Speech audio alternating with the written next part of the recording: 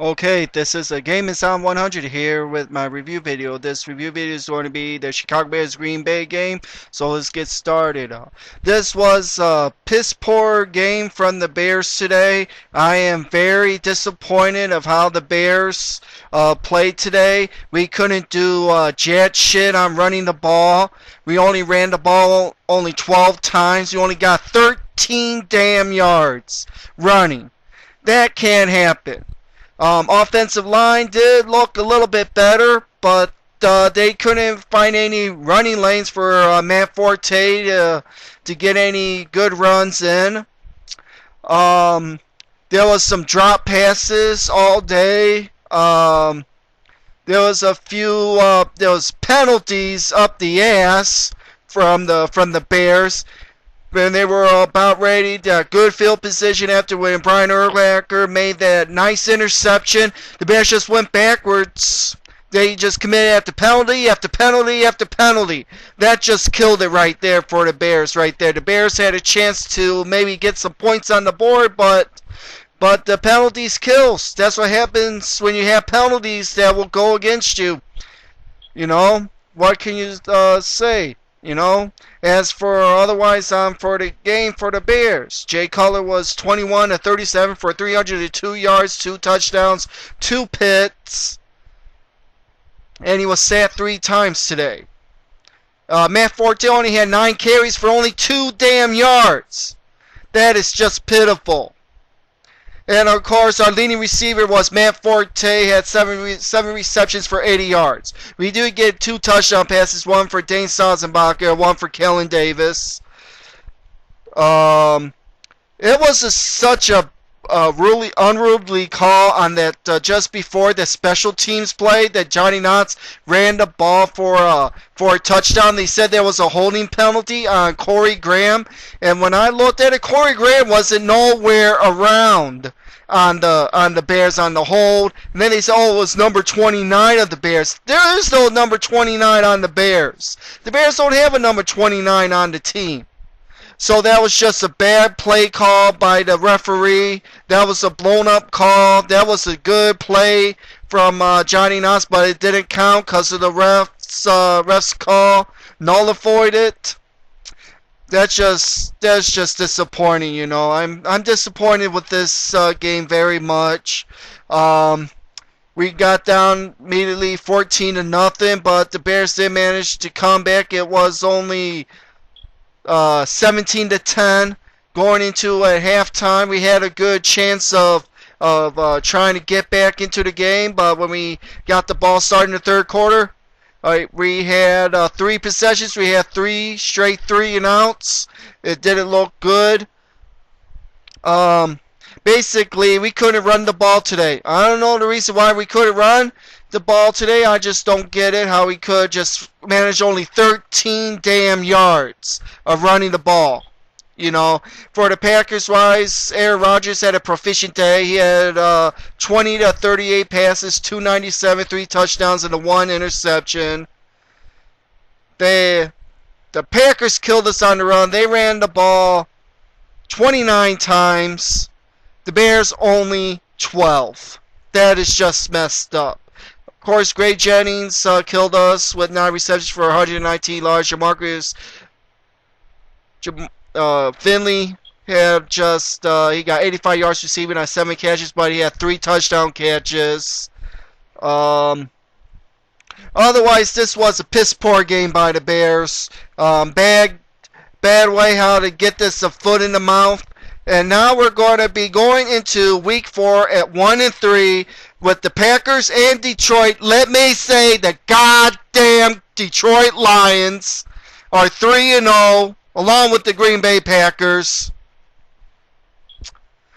The freaking Minnesota Vikings, they couldn't get the job done. They had a 20-0 lead going into halftime, and they blew the lead.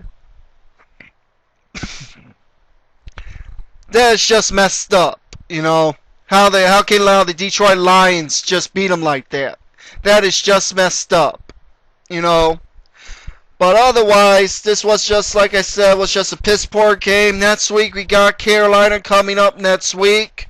Hopefully, we can shore up a few things that we need to do to get better in this game. Basically, I don't think it's not going to be as bad next week when we play the Carolina Panthers, you know. So, we'll go see what happens with that. Like one other thing about the offensive line, we need to get the offensive line changed. Why didn't they switch Jamarcus Webb put him at right, Frank Omiel back at left? You would have, if you would have switched those two around, and then put Roberto Garza back at the right guard spot and let Chris Spencer be the damn center. There was a botch snaps by Roberto Garza with Jay Cutler. I would have what the Bears should have done, what they did last year. The only difference on the offensive line, the only thing that's different is a few players are switched or flip-flopped. And we got Roberto Garza playing center, Chris Spencer at right guard. They need to switch Spencer and Garza up. Put Spencer at center, Garza at right guard. Why the fuck does Mike Tice has to do this? I know the reason why they had Roberto Garza start the season at center. Because when the Bears signed Chris Spencer, about a week, Chris Spencer couldn't practice for like a week because of the damn NFL lockout. Because they couldn't let any veteran players couldn't play with their team until that Thursday in July when the lockout ended. And now we got Roberto Garza is going to be playing center. What Mike Tice needs to do next week, since I know that Gabe Karimi is not going to be playing next week, they need to put Jamarcus Webb in at right, put Frank Omiel at left, put Chris Spencer at center, and Garza at right guard. If they would do that, that would put them in their position like it was like last year, with the only exception being Chris Spencer, because he was supposed to take the place of Olin Kreutz. But Mike Tice didn't want to do that. So I'm saying to Mike Tice, you need to do the offensive line like I said. For next week, they need to do that. If they will probably have a better result if they would do that. That will be almost the same offensive line that they had in the second half of the season last year without Olin Kreutz. Why didn't they do that? So, this, like I said, this overall was a piss poor game. I couldn't be any more pissed off right now how this game played. The Bears offense just stuck it to themselves with the penalties. You cannot do penalties. That's what killed you. That's what killed us today was the damn penalties. We couldn't get any running lanes. We couldn't get any running lanes open either. So there you go with that. This otherwise has been a piss poor game. We'll see what happens next week when they play the Carolina Panthers. Now when they play going to week 5 against Detroit Lions, what the hell is going to happen now? We'll see what happens when that game comes up. So there you go. I'm going to be posting my my preview video later on in the week, so you guys can be expecting that. I am so pissed off right now that I'm going to get off before I lose my head. So this is the Game Is On 100, and I'm out.